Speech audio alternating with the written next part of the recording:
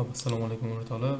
Bugun sizlar bilan haftalik tahlillarni qilib chiqamiz. Ya'ni TES va London chiqamiz. Biz dollarda weekly'da ko'rishimiz mumkin. Weekly FVG'lardan ajoyib reaksiyalar berib tushib yotdi bozor. Bizda weekly FVG yana tepada qolib ketgan. Hammasini chizib efirdan tayyorlab qo'ydim. Shuning uchun hozir tez fikrimni aytib, tez tushuntirib o'taman. D1 time frame'ni ko'rishimiz mumkin. D1 time frame'da ham mana D1 time frame'da ham biz ko'rishimiz mumkin. Bu yerda FVG'larimiz bor. Mana FVG'lar bor. Buni belgilab qo'yganman. Mana chizuvlar bilan nurdagi mana D1 FVG'ga qaramayman. Nimaga? Chunki bu yerda haftalik FVG turibdi. Katta time frame ko'proq kuchga ega bo'ladi. 4 soatlik time frame'dan yana bitta tasdiq. Bizlar buy side yechilmagan, ya'ni buy sidegacha ishlab olishimiz mumkin. Buy side bo'tda ham bo'lishi mumkin. Buy sidegacha buy side ham yechilmagan. Ekras buy side ham weekly FVG'ning ichida. Ya'ni biz kutilgan narsa shunga kelganda tasdiq bilan selga kirish. Ya'ni albatta biz dollardan kirmaymiz. Biz GBP, Euro USD'da kirishimiz mumkin. Euro USD'da biz nimani ko'ramiz? Euro USD'da ham biz haftalik FVG'ni ko'ramiz. Haftalik FVG'larda biz chiroyli tasdiqlar olib kelamiz, mana ko'rishingiz mumkin. Bu yerda ham xuddi shunaqa kelgan, shu yerdan tasdiq qilingan, bay keltirilgan. Bu yerda ham xuddi shunaqa. Biz hozir kutayotgan narsamiz selga ham, bayga ham ishlashimiz kerak emas, ya'ni ertangi kun. Chunki ertangi kun kelmasligi ham mumkin weekly FVG'ga. Ertaga keladimi, indin keladimi yoki 2 kun 3 kundan keyin keladimi, shu zonamizga, shu zonaga kelgandan keyin iloji boricha bayga ishlashimiz kerak. Shu joyda bayga ishlashimiz kerak tasdiq bilan weekly FVG'ning ichida deb o'ylayman. Endi qolganlarni bilmadim. Bizda bitta narsa ham bor. Blokamiz ham bor. Order blok. Order blokdan bozor shu reaksiya berib pastga qaytib ham ketishi mumkin.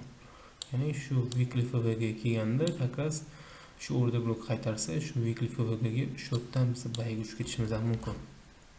Bu bizning taxmin 4 soatlik time frame'da uzr. Sell side bor. Bu sell side ham fakras weekly FVGning ichida. Katta ehtimol mana shu yerga kelganda biz bayga ishlaymiz. Shu narsa bizga juda ham qiziq bo'lyapti. Shu yerga kelganda biz bayga ishlashimiz. Hop, endi qaranglar. Biz GBP USD ni ko'rib chiqamiz. GBP USD yo'lda GBP USD ishada endi GBP ni ko'ramiz. Haftalik time frame. Haftalik time frame bizda endi weekly FVG yasaldi. Weekly FVG oldin ham shunaqa bo'lganda juda ham chiroyli reaksiya bergan. Bu yerda ham kichkina FVG bo'lganda, mana ko'rasizlar, mana switch kirganda mana shu switch kirganda bu yerdan ham zo'r reaksiya berib bozor uchib olgan. To'g'ri, kichkina FVG, bu ham FVGga kiradi baribir. Mana bo'shliq. Shu yerdan bayga kirish ham bo'lardi. Kichkina time frame tasdiq topib, biz yana shu uptrendda yana weekly FVG keldi. Xudo xolasa endi o'tib kelganda biz bemalol bayga ishlasak bo'ladi. Kunlik time frame'da bizda weekly time frame ichida FVGlar ham bor, ya'ni mana bu ishlab berib bo'lgani uchun bo'chi olmaganimiz yaxshi. O'sha weeklyni kutamiz, baribir D1ga qaramaymiz. Bu yerda ham xuddi shu holat ko'rishimiz mumkin. Ya'ni o'sha blok shakllandi. Biz katta ehtimol bilan endi pastga tushib ketishimiz mumkin. Weekly FVGni ichida kelgan weekly FVGga, to есть bor uzr so'rayman aksent uchun. Endi birinchi marta video olyapti YouTube'ga, o'shaning uchun bunaqa bez emotsiya video qila olmayapman. Xudo xolasa keyingi videolarda bundan ham shutga chiqadi. Agar bu FVG kelmasa-chi bozor nima qilamiz? Bez pozitsiya o'tiramizmi? Deydiganlar uchun da bez pozitsiya o'tiramiz biz, chunki uchinchi mana shu zonaga kelganda biz take profit olganimiz yaxshi tasdiq topib turib. Shu momentda risklat qilib, sell buy qilib stop loss olgandan ko'ra. Agar bu weekly FVG kelmay bu maksimumda yangilab qo'ysa, ya'ni bu maksimumni yangilab qo'ysa, bizni katta ehtimol bilan yana dalshi qaysi order blok nimadirga tegib uchib ketishimiz mumkin. Kunlik time frame'dami, haftalik time frame'dami, kunlik time frame to есть maksimumni yangilab qo'ysa, biz yana dalshi uchib ketishimiz mumkin. To'g'ri, nolga menimcha yangilab qo'ymasa kerak. Katta ehtimol bilan weekly FVG'ga tushishini kutamiz.